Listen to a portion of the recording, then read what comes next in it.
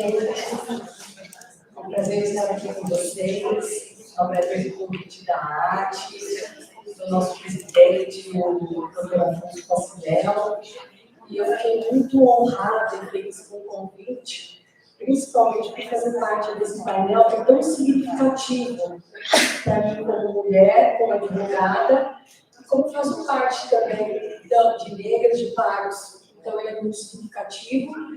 E aqui poderia trazer diversos assuntos, diversas situações que já se passaram na minha vida, mas eu vou trazer a colega palestrante, a doutora Suzana Mesquita Barbosa, que é consultora em diversidade e inclusão, professora da FGV, para falar aqui, fazer um bate-papo para a gente.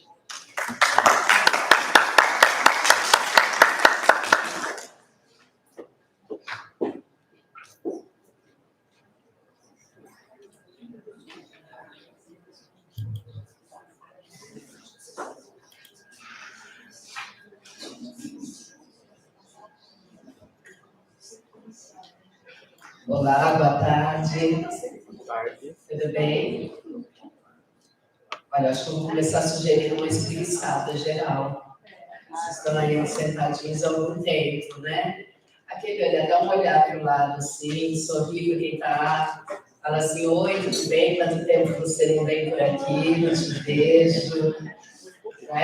Mexe o ombro. A gente falou muito de saúde, a gente está na saúde mental, vamos cuidar da física também, para a gente não ter nenhum outro elemento aqui, né, doutora Fernanda? A gente quer sair daqui com a cabeça fervendo de ideias, mas ilesos, ou pelo menos com a nossa saúde preservada. Até porque eu sou seminário de saúde mental, né?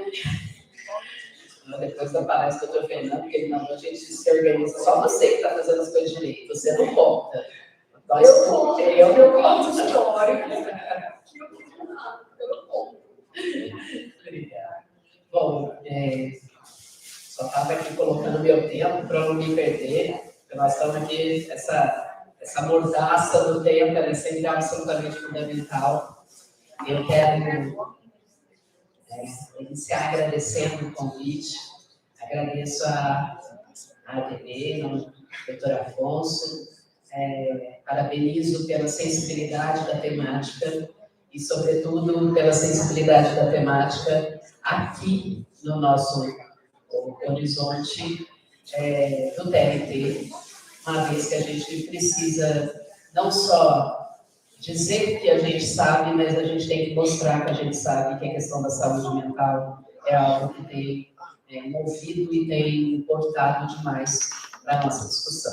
Então, essa sensibilidade do tema não só tem pertinência em relação ao aumento crescente das nossas demandas jurídicas, demandas de pesquisa, demandas de entendimento, mas, sobretudo, de bem-estar da nossa sociedade. Então, que isso seja sempre vangloriado, e eu já assino a petição aí para que a gente tenha mais eventos dessa natureza e dessa temática.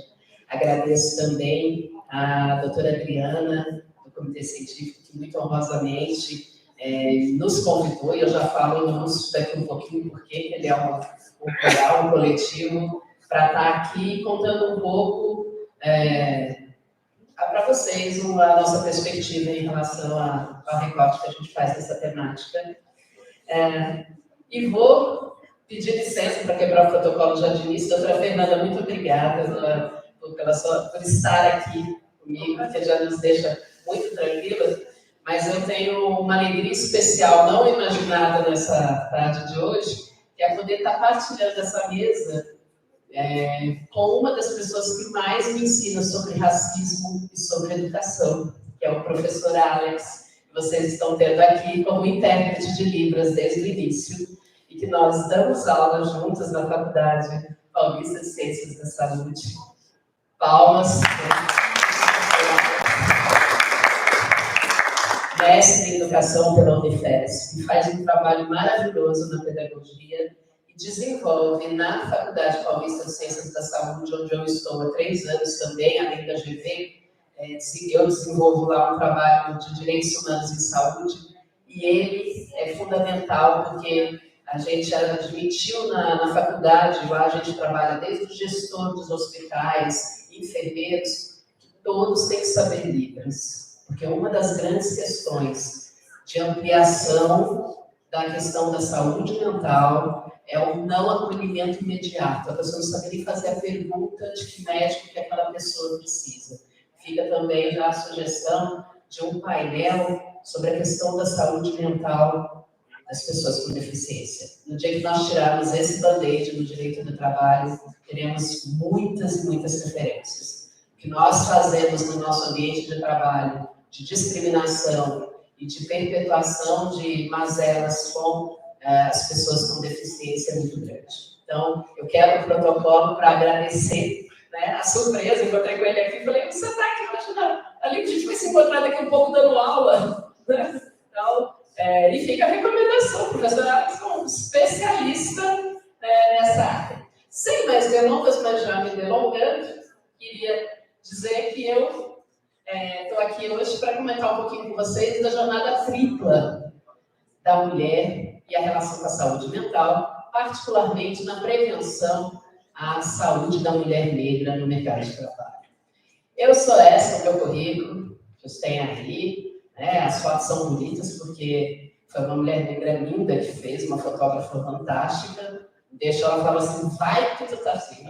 E depois a gente pode um dia falar das gordosfobias também, né? Tanto que uma mulher que tem a minha aparência sofreu na vida com essa questão de identidade, quanto que a gente só tirava foto até aqui, ó, daqui para cima, para não mostrar o restante, porque podia ser um elemento de preconceito. Então, encontrei a Nani, que é uma fotógrafa linda, e falei assim, não, vamos nos apresentar diferente. Mas não é essa apresentação que eu gosto, é essa daqui. Essa daqui foi a apresentação que eu comecei a desenvolver quando, há 5 anos atrás, eu tive uma crise de burnout. Eu era professora na Faculdade de Direito do Mackenzie, e lá dentro, depois de sair de uma aula na especialização em Direito do Trabalho, eu não conseguia abrir meu carro para ir embora. Eu parei, eu tinha acabado de dar uma aula sobre escravidão contemporânea, e aquilo baixou, mas foi assim rápido. Eu entendi tudo ali, naquele minuto, o que estava acontecendo comigo, o que estava acontecendo com o mundo.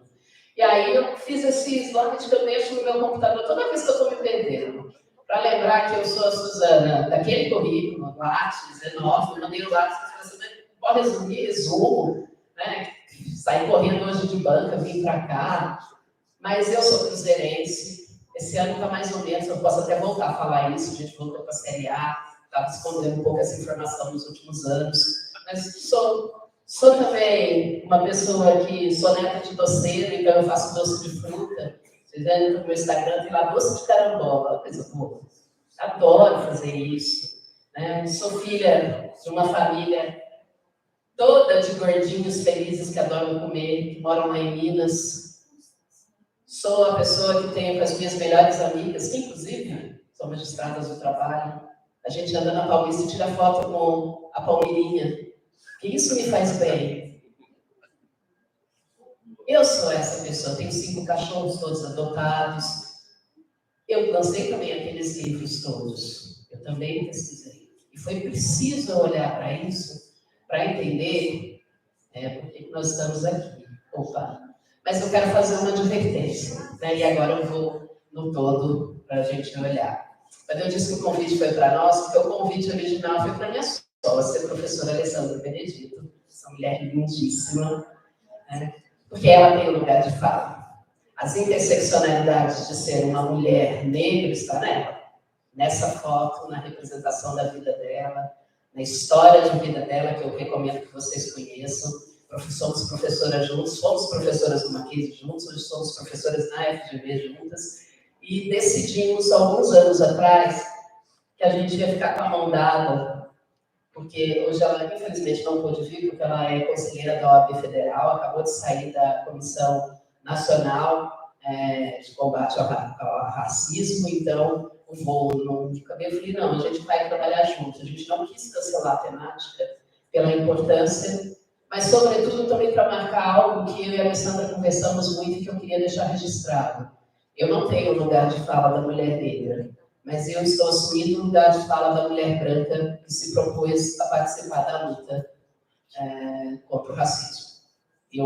A doutora Samantha, que veio antes, acho que a gente combinou a troca, porque muitas das coisas que eu ia falar, assim, ela terminou falando o que eu falo sempre, conhecimento. Ninguém hoje pode mais ignorar o machismo, ignorar o sexismo, ignorar o nepotismo, ignorar o racismo, porque o que não nos falta é conhecimento. Aqui é um conjunto, só para vocês terem ideia, só o que foi publicado nos últimos 3 meses sobre a questão da saúde mental da mulher negra, sobretudo diante de violências trabalhistas. Tudo online, tudo artigo disponível para consulta de qualquer pessoa, com terminologia específica.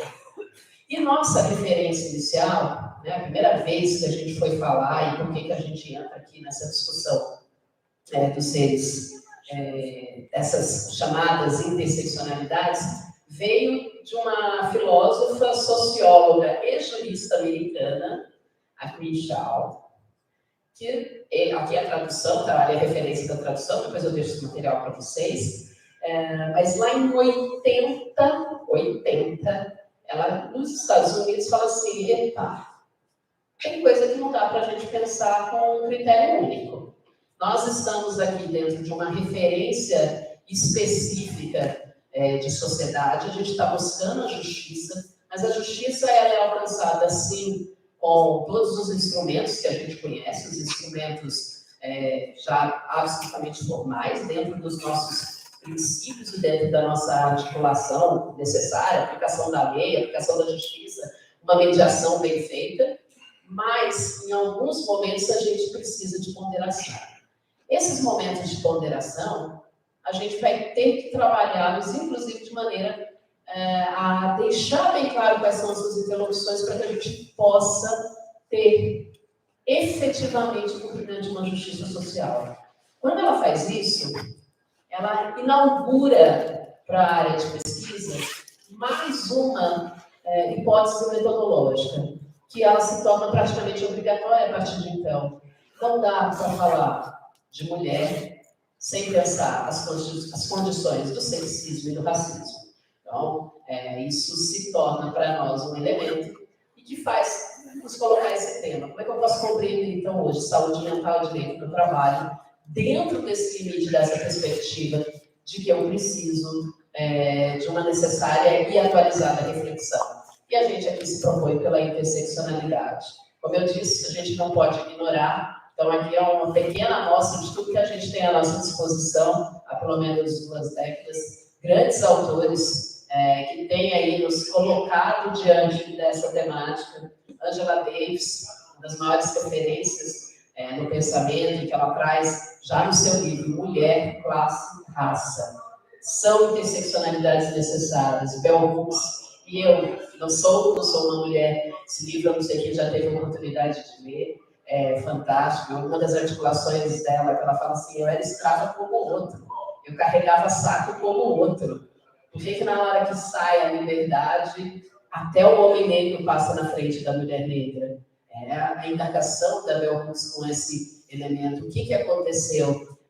Na hora meu braço é tão forte quanto, e eu sou uma mulher, e com minhas especificidades. E aqui no Brasil, Lélia Gonzalez, Sueli Carneiro se tornam aí referências para a gente, para poder pensar isso. Quando a Kimberly Crenshaw cunhou esse termo da interseccionalidade, e ela nos colocou diante dessa questão, não podemos pensar senão de forma direita, ela analisou um caso, né? Também deixei para vocês, é um caso verdadeiro. A gente estuda muito isso quando a gente vai pensar aí dentro da estrutura de gênero, da questão geral, que é o da Emma de Graffenreich, que ela entrou com uma ação na justiça americana. Ela é uma mulher de Nova York e que foi preterida para trabalhar na indústria automotiva, e ela ingressa com uma ação no judiciário, dizendo assim, olha, eu acho que eu fui preterida porque eu sou mulher, mas sobretudo porque eu sou mulher negra. E o judiciário dá uma resposta, que está aqui, depois eu deixei os detalhes, ele fala assim, o tribunal não permite que ela entrasse com essas duas petições, ou seja, esse pedido, ela vai pedir para que se reveja e tal, dizendo que se ela fizesse aquilo, de se colocar como uma mulher e uma mulher negra, ela estaria solicitando um tratamento especial, né? E aí, ela teria vantagem, duas oportunidades, enquanto afro-americanos, homens e mulheres brancas teriam só uma. Então, a argumentação que fizeram com ela foi a seguinte: escolhe o que você vai pedir. Você vai pedir a proteção como mulher ou você vai pedir a proteção como negra? Porque como mulher negra, mostrando que essa interseccionalidade é presente e que aqui há uma violência que vai se aprofundando, você vai ter que ter tratamento especial e isso eu não vou te conceder. E aí a Crenshaw, que é doutora em Harvard, tem todo um trabalho, uma das maiores advogadas hoje, dá inúmeros cursos de formação, que seria a formação em advocacia de direitos humanos nos Estados Unidos. Ela vai falar assim: não, então nós vamos ter que mudar o judiciário. Não vou brigar, não vou ficar aqui brigando, a gente vai mudar o judiciário. Como é que a gente muda o judiciário? Mudando advogados. Cada advogado que insere na sua petição inicial, como a doutora acabou de falar, coloca lá, protocolo de gênero. Eu digo, protocolo de gênero com interseccionalidade. Olha essa palavrinha. Né? Porque as interseccionalidades são muitas. Mulher, negra, lésbica. Chance de assédio moral, altíssima, porque você tem várias chances. E lembre-se que o Brasil não economiza nas frentes da violência. A gente mostrou já isso nos últimos anos, que a gente conseguiu criar novas estruturas para violentar, fazendo a vítima ser vítima de novo, fazendo as mulheres terem que dizer que são vulneráveis. A gente não é capaz de, com empatia real, olhar e falar assim: sim, ela é vulnerável. Então a gente vai criando todos esses elementos para ir violentando as pessoas. Ela fala isso. A interseccionalidade entra como uma regra para que a gente possa ampliar, aprofundar, mas, sobretudo, para que a gente possa direcionar os nossos argumentos de modo que eles possam ser mais claros e contundentes. De modo que nós, advogados, quando a gente pode colocar isso de uma maneira respeitosa, nas regras do jogo, mas entendendo que nós precisamos ter noção de realidade. A fala da doutora Samantha aqui no final foi exatamente essa: eu sou uma juíza e eu não posso fingir que eu não sei a realidade. Eu sou um advogado e eu não posso pressupor que todo interlocutor saiba a realidade. Então vamos apresentá-la de maneira tranquila. Essa é a ideia de quem hoje trabalha, e por isso que a gente trabalha de forma tão constante essa questão da interseccionalidade. E aí, né, para quem a gente fala que a discriminação interseccional, quando você protege um lado, mas você esquece de ver o outro, ela acaba gerando um volume de injustiças que, de repente, você não sabe mais saber, você não consegue mais no novelo perceber de qual que é o elemento. Então, por exemplo, hoje eu me dedico muito ao compliance trabalhista e na consultoria com algumas empresas, e aí você vai, às vezes, fazer alguma análise de um assédio moral que começou vertical, mas ele se fundamentou no horizontal. E foi ali, você fala assim: começou com uma ação da RH, mas se perpetuou com as colegas brancas interrompendo qualquer processo de promoção dos colegas negros. Com comentários do cotidiano, tipo: por que você não prende seu cabelo para ficar mais adequada ao ambiente de trabalho? Coisa simples assim. E que toda mulher sabe o que um comentário desse faz no fim do dia na cabeça de uma mulher. Homem também. A gente sabe o que um comentário de qualquer coisa que fuja da nossa atuação profissional faz. Já que nós estamos falando de saúde mental, vamos olhar para ela. Mais ou menos com essa dinâmica é que a gente coloca que esse elemento da interseccionalidade se torna uma razão metodológica. Então, vamos pensar diferente para agir diferente conseguir chegar na justiça social. E aí a gente traz para a tripla jornada. Tripla jornada de saúde mental. Né? Para lembrar o conceito clássico de tripla jornada, eu falaria que as mulheres estão quase na tripla jornada. Eu estava ali sentadinha, algumas colegas saíram, aí eu tenho que buscar meu filho na escola, tenho que buscar meu filho na escola. Eu falei, ai, tripla jornada. Aconteceu. A vida doméstica, então toda a gestão da casa, do orçamento, dos processos de socialização. Quanto que a gente não viu na pandemia isso? Mas a mãe não organizou o estudo do filho. Ele tem pais e criança? Pois é, tem. Mas esse é um comentário que eu faço muito para as mulheres brancas de classe média. Porque a grande maioria das mulheres negras sofrem de abandono parental. Elas criam sozinhas os seus filhos. Esse é um dado, né? Estivemos, eu e a professora Alessandra, no início do mês de março no TST, e assistindo uma palestra da ministra Kátia, e ela era exatamente essa abordagem, né? Como é que essa interseccionalidade do abandono das mães negras tem refletido muito nos estudos, por exemplo, que o TST tem feito sobre o trabalho infantil. Como é que isso está totalmente articulado. Então, como é que a gente vai construindo essas referências? A gente vai sendo chamado para isso. As exigências do trabalho, desenvolvimento pessoal, desenvolvimento de competências, tem que sair, tem que ter um dia extra para poder fazer um curso, uma especialização, um processo. Como que a mulher encaixa isso? Porque isso faz parte do meu desenvolvimento. A necessidade do relacionamento promocional. Hoje a gente teve aqui de manhã a professora falando de gestão, e falando com isso mesmo. A gente sabe, por exemplo, que no Brasil ainda se impõe muito fortemente nas empresas a questão da promoção pelos relacionamentos. Se você vai no almoço, se você participa do happy hour, se você compartilha.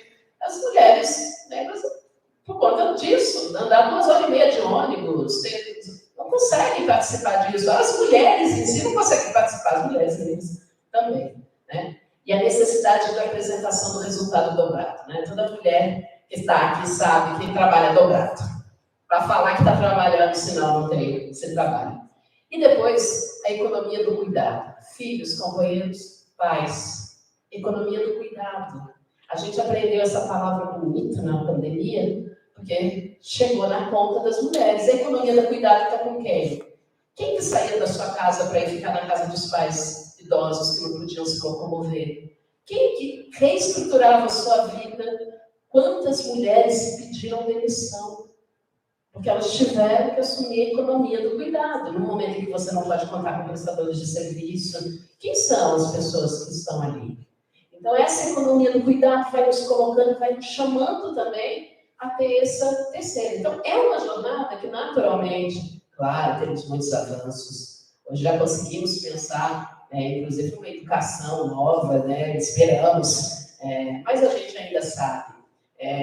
Meus pais são idosos, moram em Minas, minha mãe está passando por um problema, está fazendo algumas cirurgias, e um tio meu me ligou ontem e falou assim, você não vem para ficar com a sua mãe?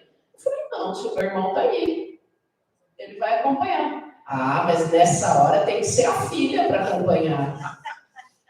Ele tá certo, eu vou pedir para ela fazer outra, que essa daqui tem que trabalhar. Né? Aí meu tio falou assim, mas vocês são 4 filhas, porque nós somos, as 4 estão trabalhando. E eu tenho um irmão que mora lá, e que está trabalhando também, mas que ele mora em Minas, ele mora, assim, a 20 metros dela, eu moro a 400.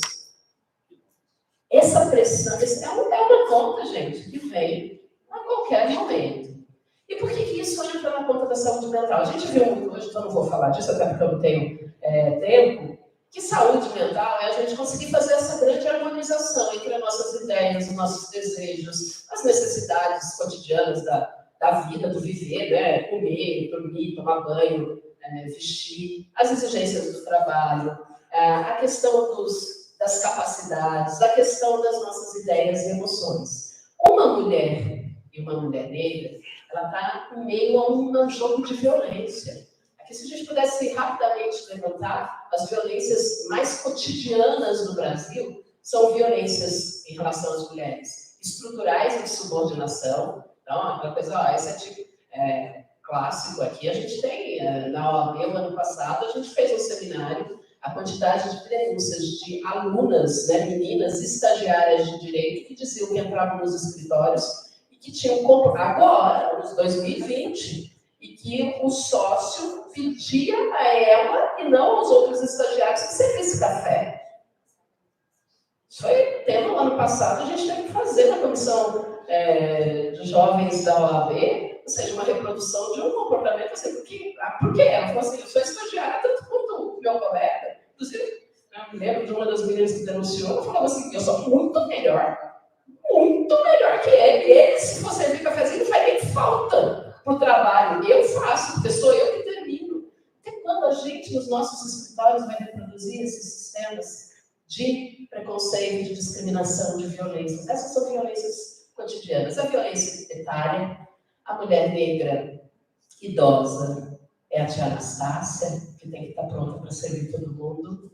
A mulher negra jovem é a musa da passarela, a fascista do samba, que tem que estar pronta sexualmente para servir a todos. É essa a violência que a mulher negra sofre, a mulher branca não. A mulher negra, sim. As violências estéticas, né? Essa ausência. A gente tem uma sociedade que tem ausência de tratamentos específicos, de elementos específicos, de vestuário. O corpo da mulher negra, assim como é o da obesa, ele também é um corpo que quer ser vestido com dignidade. Vai comprar um terninho, não tem como dar para os peitos. Aí você entra num ambiente de trabalho com o peito apertado, aí vem, é capaz de ouvir da outra parte que você se insinuou. Tem gente, eu já fui em loja de uniforme, eu já fiz isso com os meus alunos, essa pesquisa, de entrar em loja dessas de uniforme e não ter um uniforme adequado para uma pessoa que tem um corpo brasileiro, né? Coxa, bunda, peito, não temos. Aí você tem que fazer. Aí para fazer, nem sempre as empresas, ou a empresa fala, faz você, depois eu te pago. A pessoa está sem emprego, eu não sei quanto tempo. Aí ela dá um jeitinho, ela compra, ela leva para a vizinha fazer assim, isso vai para o então, sei que acabou meu tempo, mas só para lembrar. Essas são discriminações. Que algumas das falas que eu coloquei é uma pesquisa nacional que fala quais são as grandes violências, coisas que as mulheres negras mais escutam no ambiente de trabalho, que vão fortalecendo a violência e que entram na conta todas as vezes que elas vão apontar a questão da saúde mental. Você não precisa usar protetor solar, né? No verão, quero ficar igual a você, da cor do pecado. Quando você sai com o cabelo preso, fica mais elegante. A sua beleza é tão exótica. Você alisaria o cabelo? A vaga não tem o seu perfil. Essas são falas recolhidas de jurisprudência, de processos, de denúncias. Falas de meio ambiente de trabalho que as mulheres pesquisadas colocam isso como sendo constante, né? Esse daqui é um último estudo que teve agora na Bahia, com 3.084 trabalhadores, sobre a questão de saúde mental. A consequência foi que a maior prevalência de TNC, né, a professora Ciana acabou de nos explicar, entre as mulheres negras. Quer dizer, entre as mulheres é maior que dos homens, entre as mulheres negras é maior que das mulheres brancas. 23,7% das mulheres negras contra 19,6% das não negras, e em relação aos homens, 17%. É muita diferença, quando a gente pensa nos elementos. E aí eu volto, porque a primeira frase que elas falam, que elas sempre escutam no meio ambiente de trabalho, quando alegam ou quando dizem de uma violência, é: vocês precisam parar de mimimi. Essa é a frase, né? A gente nem entrou aqui, né? É uma das coisas que eu tenho feito na Faculdade de Paulista de Ciências de Saúde, no trabalho com direitos humanos e saúde, é estudar o racismo na saúde. Nós temos relatos de mulheres negras que vão buscar atendimento nos hospitais e que recebem medicação em menor quantidade. Violência obstétrica, que não é nem perguntado o que quer. E baixo índice de medicalização, porque medicalização é para mulher branca. Olha, eu não vou nem te receitar o remédio que você não vai ter dinheiro para comprar. Esse foi um dos casos que eu acompanhei no último mês. Não vou te receitar, você não vai ter dinheiro para comprar. Uma das coisas que faz a gente pensar por que a saúde mental tem que estar cada vez mais rotina. E aí vem o todo. Eu não coloco no meu atestado depressão, porque não, né, entrou isso lá no meu ambiente de trabalho, eu estou deprimido. O que vão pensar? A primeira oportunidade, vão esperar dar, e eu vou ser. E a mulher negra, então ela está sendo violentada pelo Estado, pela sociedade, pelas nossas estruturas, na medida que a gente não cuida disso. Então, minha última fala é essa: o que a gente precisa fazer? Isso é algo que eu tenho me dedicado aos estudos, junto com a professora Alessandra, dedicado como brasileira, como mulher. A gente reconhecer de verdade todos os nossos ismos estruturais, o nosso machismo estrutural, o nosso racismo estrutural, reconhecer olhando, não para poder simplesmente bagunçar o meu privilégio branco, mas para perceber como eu tenho privilégios, como eu preciso superar isso e ter atitudes distintas. A doutora Samanta acabou de falar, falar um não para um advogado que vem fazer uma pergunta discriminatória na sua audiência. É você não ser o advogado que faz a pergunta discriminatória. Começa assim, não seja, não dê, a gente fala, não dê palco para maluco, porque o que eles querem é isso, porque é muito mais fácil manter o que está. Então, pensar a saúde, e isso hoje é elemento essencial. A gente fala prevenção da saúde mental, a gente, quando fala da prevenção das mulheres negras, a gente está falando de uma prevenção muito mais basilar, que é a prevenção do nosso tratamento como seres humanos. Então, essa noção de interseccionalidade faz com que a gente fique sempre alerta. Na filosofia, a gente usa muito esse termo, uma vigilância epistemológica. Fique alerta e não deixe nada acontecer. Então, acho que esse é o recado que a gente queria. E uma gestão efetiva, né, de inclusão de verdade. Não é inclusão para falar que eu tenho. Não, você tem o quê? Tem de que jeito? Com respeito, com possibilidades. E isso vem para todos os grupos vulneráveis. Então, desculpem ultrapassar o tempo. Todo mundo vem aqui e quer falar mais, doutora Adriana, sabe? Tem que entender que a gente gosta disso, mas muito obrigada pela oportunidade da gente poder criar os vínculos de reflexão. Olha, doutora Suzane, foi muito, tudo que você trouxe, como pesquisas, trazer os seus slides, tudo que é o dia a dia, e aqui só fazendo parênteses, que eu sei que já estourou o nosso tempo, eu posso dizer que eu tenho um lugar de fala, e em todas essas situações, na jornada ciclo da mulher, eu tenho uma casa, eu tenho um trabalho e eu tenho um filho. Eu tenho que dividir o meu tempo em relação a isso tudo. Quando a gente fala em prevenção da saúde mental, eu tive burnout, eu tive ansiedade, eu fiquei 1 ano sem dirigir, eu engordei 15 quilos por causa dos remédios antidepressivos, tanto que ele falou, ela é aplicada, ela treina. Sim, porque eu sei qual foi o reflexo desses remédios na minha vida e eu quis virar o jogo. E isso eu digo desde a infância, porque eu venho de uma periferia, onde meu pai é preto, a minha mãe é branca, mas ela era empregada doméstica. E a gente, numa situação como essa, a gente aprende que o tempo inteiro você tem que provar. Você tem que o tempo inteiro provar. Porque você não vem de uma faculdade de ponta, porque você não vem de uma escola de ponta, porque você vem de uma escola pública. Então, o tempo inteiro, dentro da sua cabeça, você precisa provar que você é melhor. Então, quando vem a estatística, vem a pesquisa, que a mulher negra tem mais problema mental, é verdade. É verdade, porque o tempo inteiro, a minha vida inteira, eu precisei provar que eu era suficiente, provar que era boa. Eu tinha que estudar 2, 3 vezes mais do que a branca que estava do meu lado. Porque talvez ela tinha uma condição melhor, ela podia passar a impressão que ela era melhor que eu. E eu precisava mostrar para ela que eu era boa tanto quanto ela.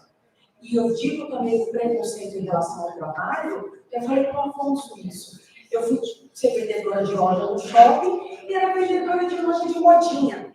Aí quando chega nessa loja de shopping, e eu usava o cabelo loiro. Eu queria ser loira, não era o problema, eu queria ser loira.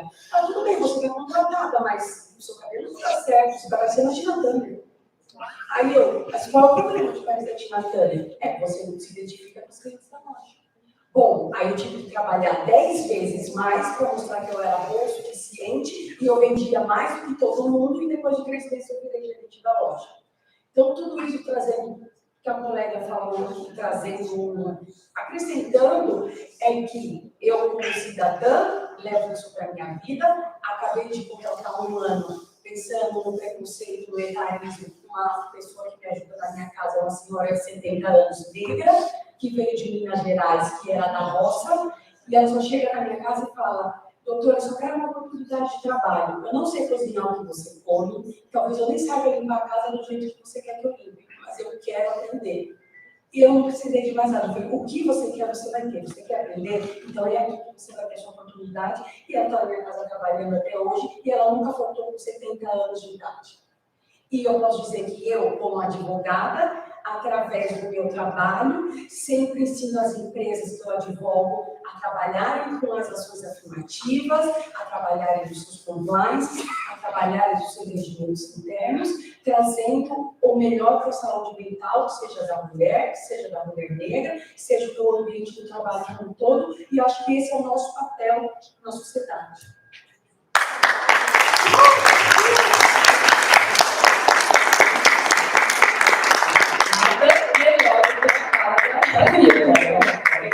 E agora eu queria trazer para vocês o nosso próximo presidente de mesa e palestrante, que é o Elton Eneas Gonçalves, que vai falar sobre a constelação